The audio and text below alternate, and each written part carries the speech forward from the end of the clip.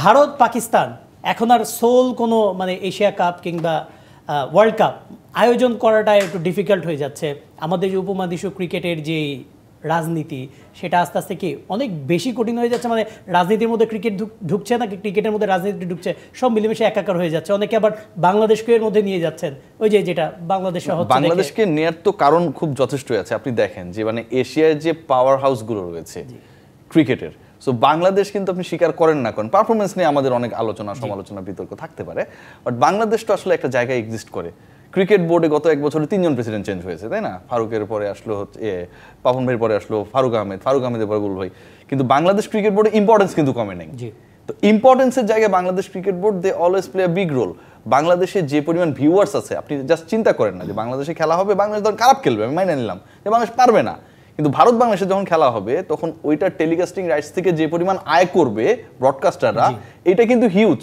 ধরেন এটা সনি কিনেছে, কিন্তু সনি যখন টি স্পোর্টসের কাছে বিক্রি করবে এই সত্যটা বাংলাদেশের টেরিটরিতে খেলা দেখানোর জন্য, এটা হিসাব নিকাশ কিন্তু আছে। সো সব দিক থেকে ফিনান্সিয়ালি আপনি বলেন, কূটনীতির দিক থেকে বলেন, আবার পারফরমেন্সের দিকেও যদি আপনি দেখেন যে ইন্ডিয়ার সাথে বাংলাদেশ সাম্প্রতিক সময় টি-20 খেলা নেই, আগস্টেরটা হচ্ছে না, খেলেছে কার সাথে? পাকিস্তানের সাথে, শ্রীলঙ্কার সাথে। বাংলাদেশ দুজনকে হারাইছে। গতকালকের ম্যাচটায় বাংলাদেশ যদি ফাইজলামি না করতো এটাও জিততো।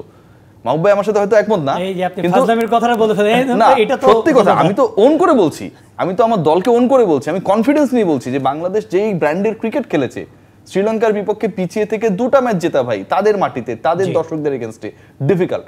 পাকিস্তানের সাথে আপনি দেখেন যেভাবে বাংলাদেশ ডমিনেটিং ক্রিকেট খেলেছে প্রথম 2টা ম্যাচে, অনেকেই বলেছে ধান ক্ষেতের উইকেট, উনি উইকেট ম্যানেজমেন্টের সাথে জড়িত। আমি প্রত্যেকটা কন্টেন্টে এটার বিরোধিতা করেছি যে এই উইকেট ওই উইকেট না যেটাতে আমরা নিউজিল্যান্ড অস্ট্রেলিয়ার সাথে খেলেছিলাম, এটা টুইকি উইকেট ডেফিনেটলি। তো আপনি যদি নিউজিল্যান্ডে গিয়ে যদি স্পিন আশা করেন সেটা তো হবে না ভাই। বাংলাদেশে এই যে জিম্বাবুয়েতে যে ট্রাই ন্যাশনগুলো হচ্ছে সেখানেও স্কোর দেখেন 130, 140, 150 টি-20 খেলা একদমই। সো মানে আমি যদি একটু অ্যাড করি, অস্ট্রেলিয়া ওয়েস্ট ইন্ডিজ যে খেললো টেস্টে, 3 ম্যাচের টেস্ট সিরিজে খেললো তারা, 3 ম্যাচে 2টা দল 12টা ইনিংসে ব্যাট করেছে, রাইট? জি, একটা সেঞ্চুরি হয় নাই। তো আপনারা তো এগুলো নিয়ে কথা কন না। মানে যে কথা বলে তিনি বলছেন যে আপনারা তো এটা নিয়ে কথা বলেন না। না, কনস্ট্রাকটিভ ক্রিটিসিজম থাকবে, it's good to have, but also we need to assess কি হয়েছে। আপনি গত বিশ্বকাপের টি-20 ওয়ার্ল্ড কাপে 106, 120 এক্স্যাক্টলি নেপাল হারিয়ে দিচ্ছিল সাউথ আফ্রিকাকে, কিন্তু আপনার পাকিস্তানেরই একজন ক্রিকেটার বলছেন যে আমাদের বিপিএল এ যে উইকেটটা থাকে সেই উইকেটও এখানে নাই। আপনি যদি টি-20 ওয়ার্ল্ড কাপের কথা চিন্তা করেন, এটা আপনাকে বুঝতে হবে। when are we playing in July? জি, আমাদের মনসুন সিজনের মধ্যে খেলা শুরু হওয়ার আগে 7টা দিন মুষলধারে বৃষ্টি হয়েছে। সো বিপিএল খেলি কখন?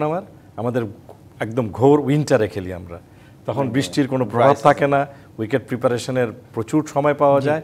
সো যেটা আমি বলেছি, এটা science, wicket is a science. এখন এই সায়েন্সকে, এটা সয়েল সায়েন্স, এই সায়েন্সকে যদি আপনি সায়েন্স ভাবে ট্রিট না করেন তাহলে কোনো সময় আপনি সঠিক উত্তর পাবেন না। এমনি গতকালকে ম্যাচের পরে অনেক ব্যস্ততা ছিল আপনার, তারপরও একবারও কি পাকিস্তান ক্রিকেট দলের কোচ কিংবা প্লেয়ারকে, কোনো ক্যাপ্টেনকে, কোনো প্লেয়ারকে জিজ্ঞেস করা হয়েছিল কিনা যে আচ্ছা প্রথম 2 ম্যাচের উইকেট না হয় খারাপ ছিল, এই ম্যাচে তোমরা এত স্কোর করলে, উইকেটটা কি রাতারাতি বদলে গেল কি, এরকম কোনো প্রশ্ন করেছিলেন? আমার মনে হয় এসব এটা অবান্তর আলোচনা। জি, ক্রিকেট হবে, ক্রিকেটের যেটা আমি বলেছি আর আরেকটা টিভি চ্যানেলেও বলেছি, এটা ক্রিকেট বৈচিত্র্যময় খেলা, এটা গেম অফ আনসার্টিনিটি, এবং আনসার্টিনিটিটা আসেই উইকেট থেকে, এবং ওইটা যদি আজকে বন্ধ করে দেন তাহলে এই খেলার বৈচিত্র্যতা চলে যাবে। তো এই কন্ট্রোভার্সিটা থাকুক, এই আলোচনাটা থাকুক, এটাই ভালো। কন্ট্রোভার্সি কিন্তু আরেকটা আছে। মাহবুব আলম ভাই, অনেকদিন পর আপনাকে পেয়েছি এই জন্য প্রশ্নটা করা। সবাই বলে বিসিবিতে পাপন যায়, ফারুক আহমেদ আসে, ফারুক যায়, বুলবুল আসে, কিন্তু গামিনী ডি সিলভা একজন থেকেই যান, চিফ কিউরেটর, তিনি আবার তার সাথে মানে তার সাথে এক্সটেন্ড হয়েছে, বেশ কিছু ছিল।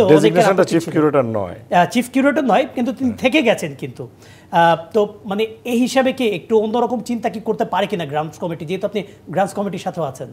একটু সময় নেন, কিছুদিনের মধ্যে আপনারা নতুন কিছু দেখতে পাবেন। আমি আর কিছু বললাম না, বলেন।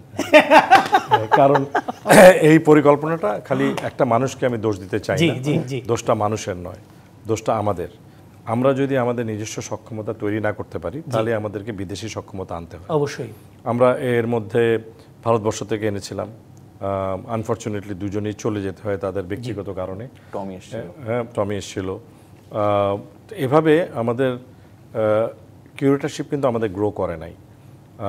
আমি অনেকবার চেষ্টা করেছি বিভিন্ন সময় কিউরেটার গ্রো করার জন্য বিভিন্ন প্রক্রিয়া, কিন্তু আমাদের পলিটিক্যাল গভর্নমেন্ট থাকলে যেটা হয়, কোনো প্রক্রিয়ায় এমপ্লয়মেন্টে আপনি ভালো লোক নিতে পারেন না। জি, আপনারা জানেন কিনা জানি না, এত আমরা 4টা ছেলেকে নিয়েছি সয়েল সায়েন্স থেকে অ্যাজ এ ট্রেনি কিউরেটর, হয়তো আরও কিছু নেব। নতুন কিছু পরিবর্তন আসতেছে, আমরা ইন্টারন্যাশনাল একজন আসবেন, যেটা আমাদের ফুল কিউরেটর প্রোগ্রামকে হাতে নিয়ে কাজ করবেন। সেই পরিবর্তনগুলোর দিকে আমরা আগাচ্ছি, এবং যাদেরকে আমরা ট্রেনিং কিউরেটর হিসেবে দিয়েছি তাদেরকে বিভিন্ন ভেন্যুতে আমরা ফুল টাইম এমপ্লয়মেন্টে ছেড়ে দেব, কারণ কাজ করেই শিখতে হবে, but they R more educated, ওরা বুঝে এই সায়েন্সটা। এবং আমাদের ইচ্ছা যে আগামী 2 বছরের মধ্যে সম্পূর্ণ স্বয়ংসম্পূর্ণ হওয়া বাংলাদেশ কিউরেটরশিপে, যাতে আমাদের নিজস্ব থাকে। এখন আমরা ভারতবর্ষে যখন আমরা কিউরেটর আছে একটাও পাই না, শ্রীলঙ্কা থেকে চাচ্ছি একটাও পাই না। কেন পাই না? কারণ ওদের যে পরিমাণ মাঠ বেড়েছে, ওদের সংস্থান হয়ে গেছে, তারাই এঙ্গেজড হয়ে থাকে, ওরা আর আমাদেরকে স্পেয়ার করতে পারছে না। তো আমরা যদি আগামী 2 বছরে অ্যাটলিস্ট 15টার মতো কিউরেটর না তৈরি করতে পারি, আমাদের এতগুলো মাঠ আমরা এখন আমরা লোকাল রিসোর্সের দিকে বেশি গুরুত্ব দিচ্ছি।